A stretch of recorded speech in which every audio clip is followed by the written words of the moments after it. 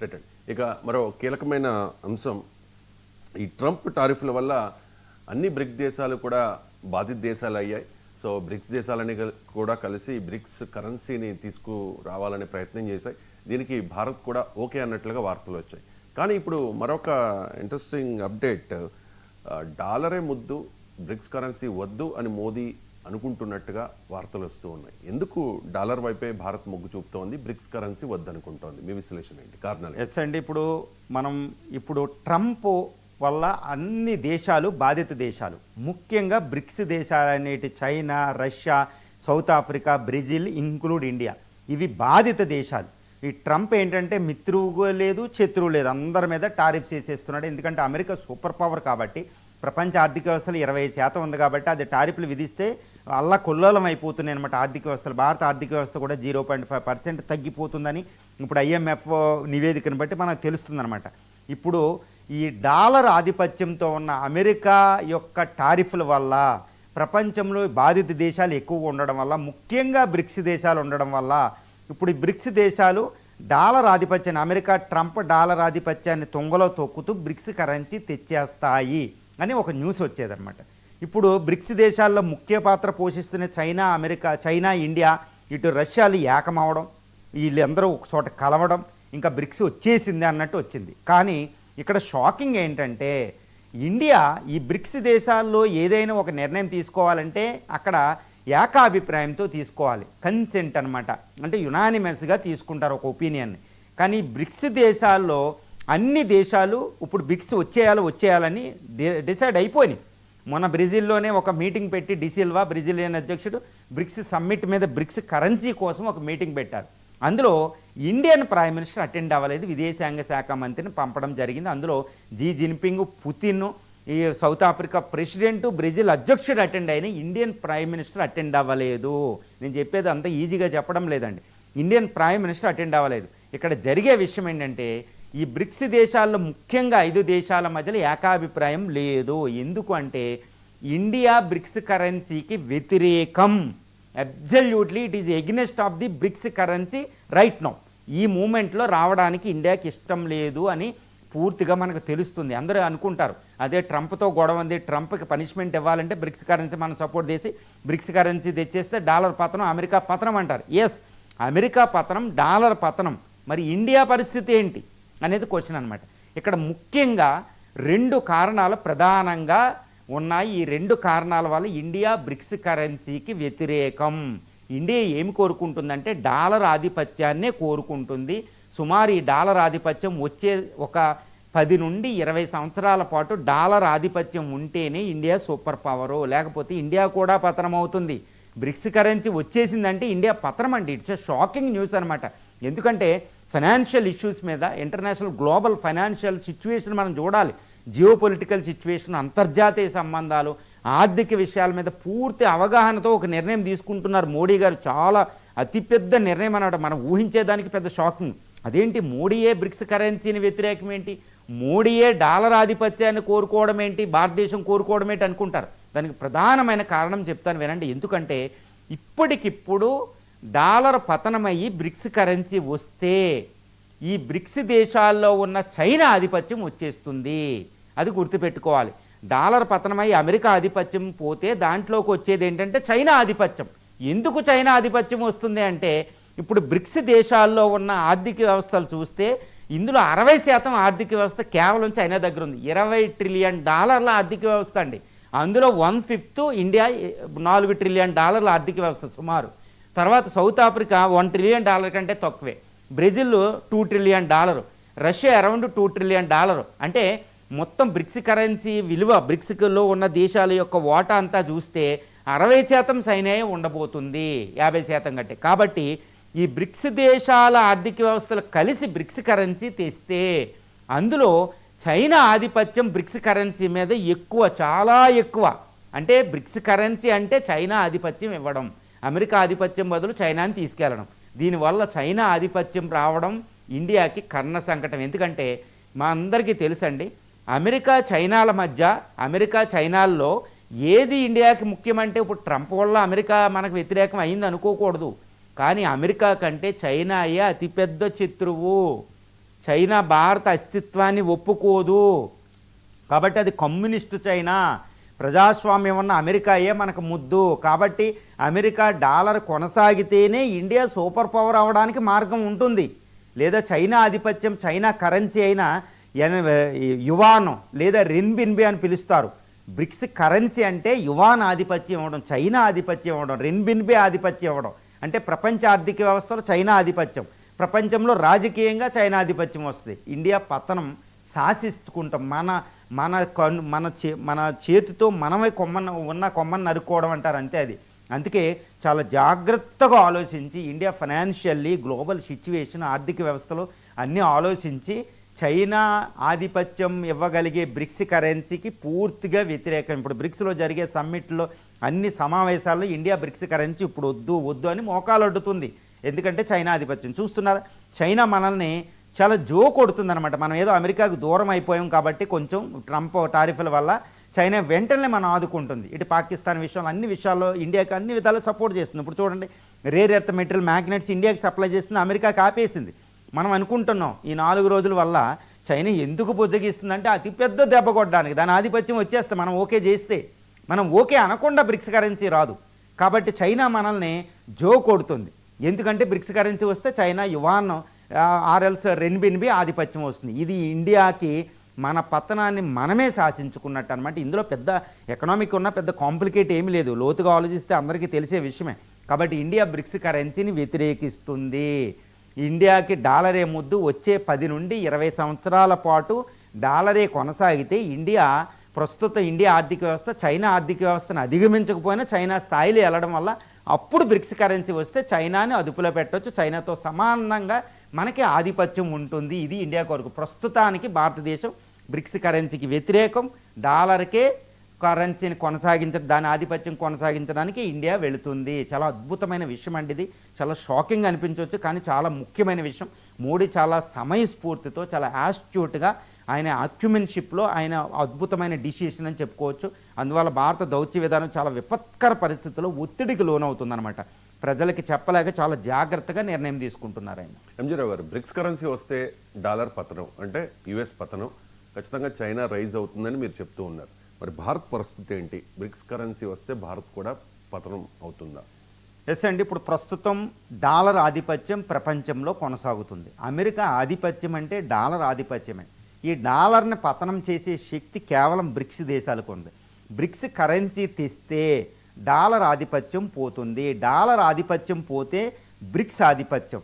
ఈ బ్రిక్స్ ఆధిపత్యం అంటే చైనా ఆధిపత్యం వస్తుంది. ఎందుకంటే చైనా మొత్తం బ్రిక్స్ కరెన్సీ, బ్రిక్స్ ఆర్థిక వ్యవస్థల్లో 60% ఆర్థిక వ్యవస్థ కేవలం చైనా కరెన్సీని కాబట్టి చైనా ఆధిపత్యం వస్తుంది, కానీ ఇండియా ఆధిపత్యం రాదు. ఒక్కసారి మనం గుర్తుపెట్టుకోవాలి, నెహ్రూ గారు ఒక తప్పు చేశారని మనం ఎప్పుడు విమర్శిస్తూ ఉంటాం. ఏంటి అంటే భారతదేశం అప్పుడు ఒక తప్పు చేసింది. ఏంటంటే మనకు రావాల్సిన, అంటే ప్రపంచంలో ఐక్యరాజ్య సమితి భద్రతా సమితిలో, యునైటెడ్ నేషన్స్ సెక్యూరిటీ కౌన్సిల్లో మనకు పర్మనెంట్ మెంబర్షిప్ బదులు చైనాకి మనం సపోర్ట్ చేసాం. చైనా ఐక్యరాజ్య సమితి భద్రతా సమితిలో శాశ్వత సభ్యత్వం పొంది P5 నేషన్గా ఉంది. అప్పట్లో మనకు వచ్చినది. ఎందుకంటే చైనా 1976 వరకు దాన్ని రికగ్నైజ్ చేయలేదు. తైవాన్ రికగ్నైజ్ చేశారు చైనా ఒరిజినల్ చైనాగా. ఇప్పుడు మనం అదే తప్పు రిపీట్ చేయకూడదు. ఏది? ఈ బ్రిక్స్ కరెన్సీని మోడీ గారు పొరపాటున సపోర్ట్ చేసి తీసుకొచ్చేస్తే చైనాని ప్రపంచంలో సూపర్ పవర్ చేసింది ఇండియా అవుద్ది. అదనమాట. ఈ డాలర్ ఆధిపత్యం పోతే అమెరికా కాదండి పతనమైంది, అమెరికాతో పాటు ఇండియా కూడా పతనమవుతుంది. ఎందుకు అంటే చాలా చాలా చిన్న విషయం అండి. ఎందుకంటే ఒక్కసారి చైనాకి ఆధిపత్యం వస్తే చైనా అతిపెద్ద, ఒక ఫారిన్ పాలసీ ఎక్స్పర్ట్ చెప్తారండి, ఇప్పుడు అమెరికా ప్రపంచంలో ఆధిపత్యమే, కానీ 2050 నాటికి అమెరికా ప్రపంచంలో సూపర్ పవర్ కాదు, దాన్ని అధిగమించబోతుంది ఇండియా. అంటే ఏంటి? చైనా కమ్యూనిస్టు నేతలు చాలా విజన్ చూస్తారు. వాళ్ళు చాలా వందల సంవత్సరాల పాటు ఆలోచించి నిర్ణయం తీసుకుంటున్నారు. వాళ్ళకి ఎవరో అడ్డు కూడా చెప్పేవాళ్ళు లేరు. అక్కడ మన ఇండియాలో సుప్రీంకోర్టు, ప్రజలు ఏముండవు, హ్యూమన్ వైలేషన్స్, ఇవి డైరెక్ట్ నిర్ణయం తీసుకుంటారు. వాళ్ళు ప్రాజెక్టులు కట్టేస్తారు, 100 మంది అయినా నిరాశ్రయం చేసేస్తారు వాళ్ళు. ఇప్పుడు వాళ్ళు వందల సంవత్సరాల పాటు ఆలోచిస్తున్నారు. ఇప్పుడు చైనా ప్రపంచంలో ఆధిపత్యం అవ్వాలి అంటే యువాన్ వాళ్ళ రెన్బిన్బి ఆధిపత్యం రావాలి డాలర్ బదులు, అప్పుడే అది సూపర్ పవర్ అవుతుంది. ఒక్కసారి చైనా ఆధిపత్యం బ్రిక్స్ కరెన్సీ ద్వారా వచ్చేస్తే దాని టార్గెట్ అమెరికా కాదండి, ఇండియా టార్గెట్ అవుతుంది. ఇండియాని రూపాయిని వాళ్ళు సర్వనాశనం చేస్తారు, ఇండియన్ ఆర్థిక వ్యవస్థను సర్వనాశనం చేస్తారు. ఎందుకు? చైనాని భవిష్యత్తులో దాటగలిగే శక్తి, దానికి ఉజ్జీవి, ఏ విధంగా సంస్కృతి పరంగా, సివిలైజేషన్ల పరంగా, నాగరికత పరంగా, అదేవిధంగా ఈ పాపులేషన్ పరంగా, సైజు పరంగా, అన్ని విధాల్లో అన్ని విషయాల్లో కూడా చైనాని అడ్డగించి చైనాని దాటగలిగే శక్తి ఇండియాకి మాత్రమే ఉంది. కాబట్టి చైనా ఇండియాని ప్రధాన శత్రువుగా చూస్తుంది. కాబట్టి ఒక్కసారి బ్రిక్స్ కరెన్సీ దాని ఆధిపత్యం వచ్చేస్తే, బ్రిక్స్ కరెన్సీ చైనా ఆధిపత్యం పెరిగిపోతే ఇండియాని అది ఎదగనివ్వదు. ఇండియాకి ప్రస్తుతం ఇండియా సామర్థ్యం ఎవరేమనుకున్నా కానీ ప్రస్తుతం ఇండియా సామర్థ్యం చైనాని కొట్టగలిగే శక్తి ఇంకా మనం సముపార్జించుకోలేదు. కేవలం $4 ట్రిలియన్, కానీ అది $20 ట్రిలియన్ ఆర్థిక వ్యవస్థ అండి. మ్యానుఫ్యాక్చరింగ్లో ప్రపంచంలో 30% మ్యానుఫ్యాక్చరింగ్ సెక్టార్ దాని దగ్గర ఉంది. ఒక్కొక్క సిటీ, ఇప్పుడు ముంబై ఆర్థిక వ్యవస్థ అరౌండ్ $320 బిలియన్. అలాంటి సిటీలు దాని దగ్గర 20 సిటీలు ఉన్నాయి దాని దగ్గర. అంత పవర్ఫుల్ నేషన్ అయిపోయింది. ఈ క్షణంలో ఇండియా ఇంకా శక్తిని సంపాదించుకోకుండా మన శత్రువుకు ఆయుధం, మనల్ని నాశనం చేసే ఆయుధం దానికి ఎవరిని ఇచ్చినట్టు అవుతుంది బ్రిక్స్ కరెన్సీ. కాబట్టి అమెరికా అనేది చాలా ఇంపార్టెంట్. అమెరికా డాలర్ మనకి చాలా ఇంపార్టెంట్. అమెరికా డాలర్ సహాయంతోనే చైనా ఎదిగింది. గుర్తుపెట్టుకోవాలి, చైనా కమ్యూనిస్టు దేశమైన పెట్టుబడిదారీ వ్యవస్థని ఆర్థిక వ్యవస్థలో చొప్పించుకొని 1979లో మనకంటే ముందే ఆర్థిక సంస్కరణలు ప్రవేశపెట్టుకుని సూపర్ పవర్ అయిపోయింది. మనం ఇప్పుడు సూపర్ పవర్ అవ్వాలంటే ప్రస్తుతం అమెరికా యొక్క ఆర్థిక వ్యవస్థ, అమెరికా డాలర్ ఆధిపత్యం, అమెరికా పెట్టిన అంతర్జాతీయ చట్టాలైన ఐక్యరాజ్య సమితి, IMF, బ్రిటన్ వుడ్స్, ఆ సిస్టమ్ ఉంటేనే అందులోనే మనం అవ్వగలుగుతాం. అందుకని చైనా ఆధిపత్యం ప్రస్తుతం రాకూడదు. చైనా అమెరికా డాలర్ ఆధిపత్యం పోతే అమెరికా నాశనం కాదండి, భారత నాశనం కూడా చేసుకున్నట్టే. కాబట్టి చైనాని అలా తొక్కుపెట్టి అమెరికాని అలా ఉంచి మనం సముపార్జించుకునేదాకా, అంటే చైనాని తట్టుకునే శక్తి మన రూపాయికి, మన ఆర్థిక వ్యవస్థకు వచ్చేంత వరకే ఆగాలి. కాబట్టి ఈ నిర్ణయం అద్భుత నిర్ణయం మోడీ గారు తీసుకున్నారని చెప్పొచ్చు. బ్రిక్స్ కరెన్సీని అడ్డుకుని డాలర్ ఆధిపత్యాన్ని కొనసాగించడం అనేది. ఎంజరావు గారు, ఒకవేళ బ్రిక్స్ కరెన్సీ రాకపోతే చైనా ఎప్పటికీ సూపర్ పవర్ కాదా? ఎస్ అండి, ఇది మంచి క్వశ్చన్. బ్రిక్స్ కరెన్సీ రాకపోతే చైనా ఎప్పటికీ సూపర్ పవర్ కాలేదు. ఇది చాలా జాగ్రత్తగా గమనించవలసిన విషయం. ఎందుకంటే ఈరోజు చైనా అనేది అమెరికా ఆర్థిక వ్యవస్థకి సమానంగా ఎదిగిపోతుంది. ఎందుకంటే దాని వృద్ధి ఎంత తక్కువ ఉన్నా 5-4% మధ్య ఉంది. యునైటెడ్ స్టేట్స్ ఆఫ్ అమెరికా 1-2% అభివృద్ధి చెందుతుంది. 2030-35 మధ్యలో చైనా జీడిపి పరంగా కూడా అమెరికా ఆర్థిక వ్యవస్థని దాటబోతుంది. ఇప్పటికే triple P, purchasing power parity, కొనుగోలు శక్తి సామర్థ్యం ఆధారంగా చూస్తే చైనా ఆల్రెడీ అమెరికాని దాటేసింది. మ్యానుఫ్యాక్చరింగ్ సెక్టార్లో అమెరికాని దాటేసింది. Foreign exchange రిజర్వ్స్లో అమెరికాని దాటేసింది. దాని అప్పుల పరంగా కూడా బెల్ట్ అండ్ రోడ్ ఇనిషియేటివ్ పరంగా అమెరికా ఒకప్పుడు మార్షల్ ప్లాన్ తెచ్చినట్టు అది BRI ప్రాజెక్ట్ని తెచ్చుకుంది. ఇప్పటికే అమెరికా అని చైనా ఆర్థికంగా చాలా విషయాల్లో అధిగమించేసింది. కానీ అమెరికాని చైనా ఆర్థికంగా 2030-35 నాటికి అమెరికాని దాటిన రాజకీయంగా అమెరికాను ఇంకో శతాబ్దం పాటు క్రాస్ చేయలేదు. మిలిటరీ పరంగా కూడా అది అభివృద్ధి చెందిన అమెరికాను దాటడం అసంభవం.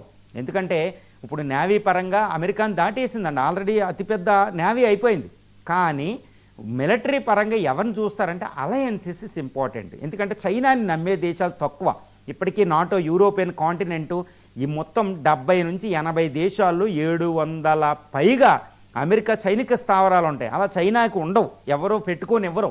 ఎక్కువ దేశాలు పెట్టుకునేవి, ఇటు రోగ్ నేషన్ అయినా ఉత్తర కొరియా, పాకిస్తాన్ అనే నేషన్స్ తప్పితే చైనాని ఎవరు అలౌ చేయరు. కాబట్టి అమెరికాయే ఇంపార్టెంట్. అమెరికా ఆధిపత్యం మిలిటరీ పరంగా ఇంకో శతాబ్దం పాటు కొనసాగుతుంది. చైనా అధిగమించలేదు ఎక్కువ డబ్బులున్నా. అదేవిధంగా ఆర్థికంగా కూడా అమెరికా ట్రేడ్ అనేది చైనాని కంటే తక్కువ ఉన్నా చైనా ఆర్థికంగా ప్రపంచంలో సూపర్ పవర్ అవ్వలేదు డబ్బులున్నంత మాత్రాన. ఎందుకంటే అమెరికా అనేది ప్రజాస్వామ్య దేశం. ప్రపంచంలో ఎక్కువ దేశాలతో సత్సంబంధాలు ఉంటాయి. ఎక్కువ ఆర్థిక వ్యవస్థ ప్రస్తుతం ఆర్థిక రాజకీయ సిస్టమ్, అంతర్జాతీయ చట్టాలు ఉంటాయి. రాజకీయంగా ఐక్యరాజ్య సమితి ఉంటే ప్రపంచ ఆర్థిక వ్యవస్థకి పట్టుకోము బ్రిటన్ వుడ్స్, IMF, IBRD, ప్రపంచ బ్యాంకులు అవన్నీ అమెరికా చేతిలో ఉంటాయి. అమెరికా డాలర్ ఆధిపత్యం అంత ఈజీగా పోదండి. ఇప్పుడు ఇవన్నీ ఉన్నప్పుడు చైనా అమెరికాని అధిగమించిన ఆర్థికంగా, మిలిటరీ పరంగా, రాజకీయంగా అమెరికాని అధిగమించలేదు. అది అధిగమించాలంటే బ్రిక్స్ కరెన్సీ రావాలి, వేరే దేశాల సహకారం కావాలి. ముఖ్యంగా ప్రజాస్వామ్య దేశమైన భారత్ సహకరిస్తేనే చైనా ఆధిపత్యం. లేదా చైనా ఎప్పటికీ కూడా అమెరికాని దాటే శక్తిని సంపాదించుకోదు. ఎందుకంటే అమెరికా ప్రజాస్వామ్యం, అమెరికాకి మిత్ర దేశాలు ఎక్కువ, అమెరికాకి అంతర్జాతీయ కూటములు, అంతర్జాతీయ చట్టాలు దాన్ని తయారు చేసింది. అందుకే చైనా ఏమంటుందంటే అమెరికా పెట్టిన అంత రాజకీయ ఆర్థిక శాసనాలన్నింటినీ నేను ఒప్పుకోను అంటూ ఉంటుంది. పసిఫిక్ మహాసముద్రంలో ఏంటి, ఈ ఐక్యరాజ్య సమితి ఏంటి, WTO దాన్ని ఒప్పుకోదండి చైనా. నేను పెడతాను అంటూ బ్యాంకింగ్లు అవి డెవలప్ చేస్తుంది. కానీ ఇండియా సహకరించకపోతే చైనా ఎప్పటికీ ప్రపంచంలో కాదు, అది గుర్తుపెట్టుకోవాలి. అందుకనే చైనా అమెరికాని దాటిన అమెరికా ఆధిపత్యమే ప్రపంచంలో ఇంకో శతాబ్దం పాటు ఉండబోతుంది ఇండియా వచ్చేంతవరకు. కాబట్టి ఈ బ్రిక్స్ కరెన్సీ వస్తేనే చైనా ఆధిపత్యం, లేదా అది ఎప్పటికీ కూడా ప్రపంచంలో సూపర్ పవర్ అవ్వలేదు. ఎంజీరావు గారు, మరి ఇండియా సూపర్ పవర్ కావాలి అంటే డాలరే ఎందుకు బ్రిక్స్ వద్దు? ఎస్ అండి, ఇప్పుడు ఇది కూడా చాలా ముఖ్యమైన విషయం. ఇప్పుడు డాలరు బ్రిక్స్, ఇప్పుడు ఇండియా అనేది చాలా డిసైసివ్ రోల్ ప్లే చేస్తుంది. ఇండియా తీసుకునే నిర్ణయం మీద ఆధారపడే ప్రపంచ భవిష్యత్తు ఉంది. ఎందుకు మోడీ గారికి ఎంత గౌరవిస్తారు? అందరూ అనుకుంటారు మోడీ గ్రేటు. మోడీ గ్రేట్ కాదండి, ఇండియా గ్రేటు. ఇండియాకి లీడర్ అవ్వడం వల్లే మోడీకి గ్రేటు. ఎందుకంటే ఈ విషయం నేను అనేది కాదు, భారతదేశం అత్యధికంగా వేగంగా అభివృద్ధి చెందుతున్న ఆర్థిక వ్యవస్థే. కానీ అమెరికాతో పోలిస్తే చాలా వెనకబడున్నాం, చైనాతో పోలిస్తే చాలా వెనకబడున్నాం. కానీ ప్రపంచ భవిష్యత్తు గమనాన్ని మార్చగలిగే శక్తి ఇండియాకు ఉంది. ఎందుకంటే ఇప్పుడు అందుకే మోడీ గారు తీసుకునే ఒక నిర్ణయం ప్రపంచ భవిష్యత్తును మార్చబోతుంది. మోడీ తీసుకునే నిర్ణయం భారత భవిష్యత్తును కూడా మార్చబోతుంది. ఇప్పుడు మీరు అడిగిన ప్రశ్న ప్రకారం భారత భవిష్యత్తుకి డాలర్ ముఖ్యమా, భారత భవిష్యత్తుకి బ్రిక్స్ కరెన్సీ ముఖ్యమా అనే నిర్ణయం తీసుకోవాల్సిన ఒక పెద్ద బాధ్యత ఇప్పుడు ప్రధాని నరేంద్ర మోడీ గారి మీదకి వచ్చేసింది. ఇప్పుడు మోడీ గారు తీసుకునే నిర్ణయమే భారతదేశ గమ్యాన్ని నిర్ధారిస్తుంది. అదేవిధంగా నరేంద్ర మోడీ గారికి చరిత్రలో స్థానాన్ని నిలుపుతుందన్నమాట. ఇక్కడ చాలా పెద్దగా, చాలా జాగ్రత్తగా, లోతుగా, ప్రొఫౌండ్గా మనం ఎనాలిసిస్ చేస్తే, విశ్లేషణ చేస్తే తెలియదు ఏంటంటే ఈ డాలరు బ్రిక్స్ కరెన్సీలో ఏది ముఖ్యమంటే డాలరే ముఖ్యం. ఎందుకంటే అమెరికా ఆధిపత్యం అనేది ప్రపంచానికి చాలా ముఖ్యం. ఇప్పుడు భారతదేశం అభివృద్ధి ఎందుకు చెందుతుందండి? 7% పైగా అభివృద్ధి చెందుతూ ప్రపంచంలో అతిపెద్ద ఆర్థిక వ్యవస్థగా వెళ్తుంది. అత్యధికంగా వేగంగా అభివృద్ధి చెందే మేజర్ ఎకానమీ. ఎందుకు అంటే అమెరికా పెట్టిన అంతర్జాతీయ చట్టాలు మనకు అనుకూలంగా ఉన్నాయి. అమెరికా పెట్టిన పెట్టుబడిదారీ వ్యవస్థలో భాగంగానే మనం ఆర్థిక సంస్కరణ మొదలుపెట్టాం. పివి గారు 1991లో LPG మొదలుపెట్టారు. Liberalization, privatization, globalization. ఇది పెట్టుబడులు తెచ్చుకోవడం, తర్వాత ఎక్స్పోర్ట్ చేయడం, తర్వాత రా మెటీరియల్ తెచ్చుకోవడం, తర్వాత ఫారిన్ ఎక్స్చేంజ్ రిజర్వ్స్ ప్లే చేయడం, భారత ఎన్ఐఆర్లందరూ బయటికి వెళ్ళడం, సర్వీసెస్ సెక్టర్ అభివృద్ధి చెంది, ఇవన్నీ ఎందుకు జరుగుతున్నాయి అంటే అమెరికా పెట్టిన ఈ పెట్టుబడిదారీ వ్యవస్థలో భాగంగా మనం అభివృద్ధి చెందుతున్నాం. దానికి మూలం డాలరు. ఈ డాలర్ వెంటనే పడిపోయింది అనుకోండి, భారత ఆర్థిక వృద్ధి రేటు మెయింటైన్ చేయలేదు. అది ముఖ్యం.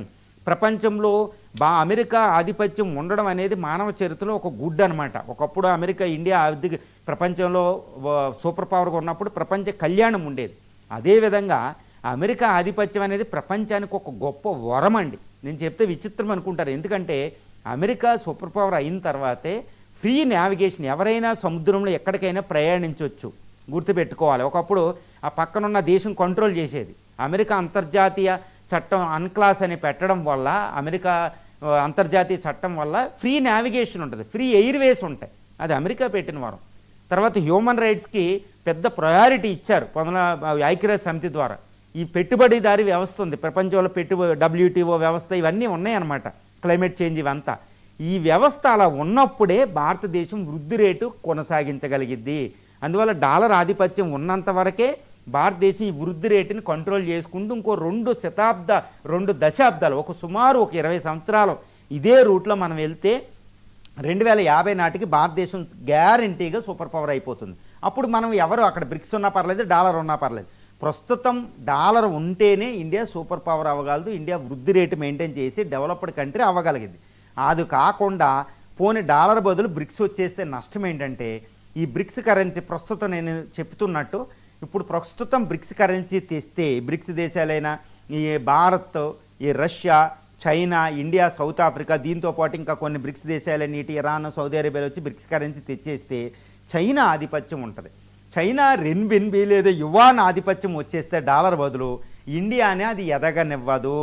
ఎందుకంటే చైనా పెట్టే కమ్యూనిస్ట్ చట్టాలు ఎలా ఉంటాయంటే ప్రపంచంలో ఇన్ని పెట్టుబడులు ఇవన్నీ రావడానికి ఒప్పుకోదండి. అది ఇప్పుడు చూడండి, చైనాతో ట్రేడ్ చేయడం మనకి ఎంత కష్టమో. ఎప్పుడు చైనా ట్రేడ్తో ఇండియాకి చేసే ఎక్స్పోర్ట్స్ ఎప్పుడు తక్కువ ఉంటాయి. $100 బిలియన్ డెఫిషియట్ ఉంది వాళ్ళతో. మనం చాలా తీవ్రమైన ప్రమాదాన్ని ఎదుర్కొంటున్నాం. అందువల్ల చైనాని మనం ఎక్కువ డీల్ చేయలేకపోతున్నాం, ఎందుకంటే మనకు అంత శక్తి ఇంకా రాలేదు. కాబట్టి వచ్చే 1 నుండి 2 దశాబ్దాలు, అంటే వచ్చే 15 నుండి 20 సంవత్సరాల పాటు డాలర్ ఆధిపత్యం ఉంటేనే ఇండియా సూపర్ పవర్ అవ్వగలదు. అప్పటి వరకు చైనా ఆధిపత్యాన్ని ఇచ్చే బ్రిక్స్ కరెన్సీని తీసుకురాకూడదు.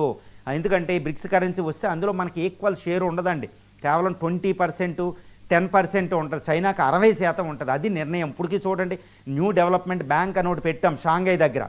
ఆ పెట్టిన బ్యాంకులో ఎవరు వాటా ఎక్కువ అంటే చైనా షేర్ ఎక్కువ. చైనా దాని బ్యాంక్ మేనేజర్ని పెడుతుంది, బ్యాంక్ ఆధిపత్యం పెడుతుంది, దాని ఆధ్వర్యంలో ఉంది. కాబట్టి చూసారా, ఇప్పుడు న్యూ డెవలప్మెంట్ బ్యాంక్లో మనకు ఉన్న వాళ్ళ ఆధిపత్యం ఉంది. అదేవిధంగా డాలర్ బదులు బ్రిక్స్ కరెన్సీ చేస్తే దాన్ని కంట్రోల్ చేసే చైనా చేతిలో ఉంటుంది, దానికి బలం ఎక్కువ ఉంది, 20 ట్రిలియన్. కాబట్టి ఇప్పుడు ప్రస్తుతం చెప్తే మీరు అడిగినట్టు డాలర్ ఆధిపత్యం ఉంటేనే ఇండియా సూపర్ పవర్ అవ్వగలదు వచ్చే 2 దశాబ్దాల పాటు. ఆ విధంగా అందుకనే బ్రిక్స్ కరెన్సీని ఇండియా ఎట్టి పరిస్థితుల్లో తేకూడదు. ఇలాగా చైనా ఉచ్చేస్తుంది మనకి, ఏదో బుజ్జగించి ఈ బ్రిక్స్ కరెన్సీ చేస్తే అందరికీ మంచిది. అమెరికా డాలర్ పోతే మనకి ఎవరికి నష్టం? మనకి నష్టం, చైనాకి లాభం. కాబట్టి ఇండియా చాలా జాగ్రత్తగా. అందుకని నరేంద్ర మోడీ గారు ఇప్పుడు భారత్, నేను ఇందాక చెప్పినట్టు భారతం చూసి నరేంద్ర మోడీ గారికి ఇవ్వచ్చు, కానీ భారత భవిష్యత్తును నిర్ణయించే ఒక శక్తి న్యాయ నిర్ణేత ఆయన. కాబట్టి ఈయన తీసుకునే నిర్ణయం భారత భవిష్యత్తుని నిర్ధారిస్తుంది. అందుకని చాలా జాగ్రత్తగా మోడీ గారు ఒక దౌత్యపరంగా ఒక అద్భుతమైన చాణక్యుడిగా చాలా జాగ్రత్తగా ఆలోచిస్తూ ఇటు ఉద్విగ్నాలకి వెళ్లకుండా, ట్రంప్ ఎంత కవ్వించినా ట్రంప్ మనకు ముఖ్యం కాదు, అమెరికా డాలర్ ముఖ్యం. అందుకని ట్రంప్తో చాలా జాగ్రత్తగా వ్యవహరిస్తూ డాలర్నే కోరుకుంటూ, ఇటు చైనా ఎంత ముద్దులు పెడుతూ మన ఫ్రెండ్షిప్ కోరుకున్నా, అరే నీ గొడవ నాకు తెలుసు అన్నట్టు జీ జిన్పింగ్ని అక్కడ పెడుతూనే వాటితో కూడా ఫ్రెండ్షిప్ చేస్తూనే చాలా జాగ్రత్తగా బ్రిక్స్ కరెన్సీని వ్యతిరేకిస్తున్నారు. ఒక అద్భుతమైన నిర్ణయం అని మోడీ గారి ఒక దౌత్య విధానంలో ఒక అద్భుతం. ఇది భవిష్యత్తును నిర్ధారించడానికి, భవిష్యత్తును చూసే ఒక ఈరోజు భావోద్వేగాలు కాకుండా, ఎమోషన్స్ కాకుండా, పగలు ప్రతీకారాలు కాకుండా భారత భవిష్యత్తును దృష్టిలో పెట్టుకుని మోడీ తీసుకునే ఈ నిర్ణయం భారత భవిష్యత్తును నిర్ధారిస్తుందని మనం చెప్పవచ్చు. ఇంకా